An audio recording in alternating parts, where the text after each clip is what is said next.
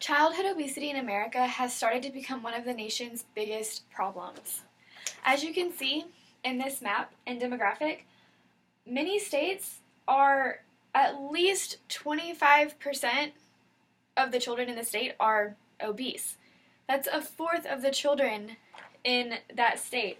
Some states are a little more drastic. Mississippi actually has the highest one, and some are a little less, but no state on here has less than 15% of their children in their state under the obesity level.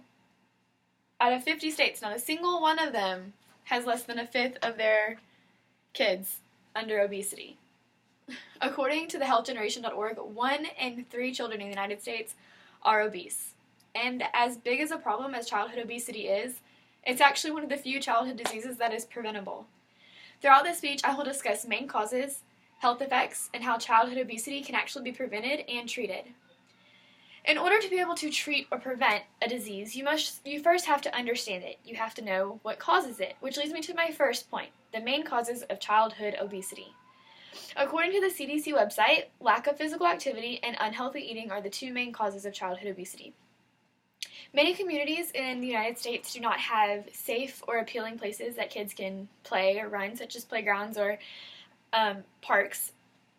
And in physical education, programs at schools are being cut. So when students are supposed to be at school and they're supposed to be learning and getting their required amount of physical activity every day, they can't because these programs are not being funded in schools anymore. And students and children today are already so physically inactive that they're taking away the little bit of physical activity that they do have. Along with physical activity, unhealthy eating patterns are also a main cause of childhood obesity.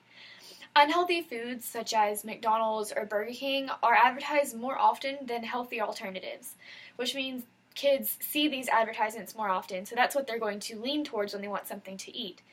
Foods that lack nutrition, such as McDonald's or Burger King, like I stated before, they're usually chosen as meals because they're cheap and they're convenient.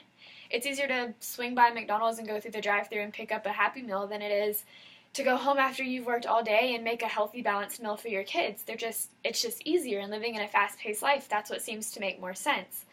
But that's actually not the case. Making these shortcuts for getting food in your kid's stomach is actually having a really bad effect on their health.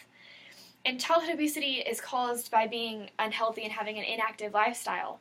But these lifestyle choices can have serious effects on a child's health, which leads me to my second point, the health effects of childhood obesity. According to thepilotchefs.org, early onset diabetes and high blood pressure and cholesterol are actually 2 of the more major health effects that childhood obesity causes. Early onset diabetes, also known as type 2 diabetes, is caused when your body is still making the appropriate amount of insulin that it needs to regulate blood sugar, but your cells are not responding to that insulin anymore, so your blood sugar isn't being controlled like it's supposed to be. And it is reversible. Type 2 diabetes is reversible, but it's still very common for diabetes to be carried on into adulthood if childhood obesity isn't changed. Another health issue associated with childhood obesity is high blood pressure and cholesterol. The number 1 cause for death in both men and women in America is heart disease. Habits picked up during childhood, such as lack of physical activity and poor eating choices, both lead to heart disease in adult life. So by instilling healthier habits in children now, they can carry these healthy habits into their adulthood and even prevent disease into their adult life. Childhood obesity can have a serious effect on a child's health, as I've stated, but these can also be carried on to adulthood and into future generations, which brings me to my third point, how you can prevent and even treat childhood obesity. Treatment and prevention of childhood obesity is one of the more easier things to go about because childhood obesity is one disease that is actually preventable in children. Increasing physical activity is one of the most common ways to to reverse childhood obesity. Along with the addition of acquiring a healthy diet, the obesity can actually be reduced and if not completely eliminated, and as well as the risk of disease can be reduced as well. According to the Children's Aid Society, childhood obesity can be prevented by involving children in the kitchen. So when you're making dinner, have your child in the household in there helping and kind of teaching them as you go along what's healthy and why it's good for you. Excuse me. And also promoting physical activity and healthy eating habits also prevent childhood obesity. Good lifestyle habits, just like bad lifestyle habits, can be carried into adulthood and passed on to future generations.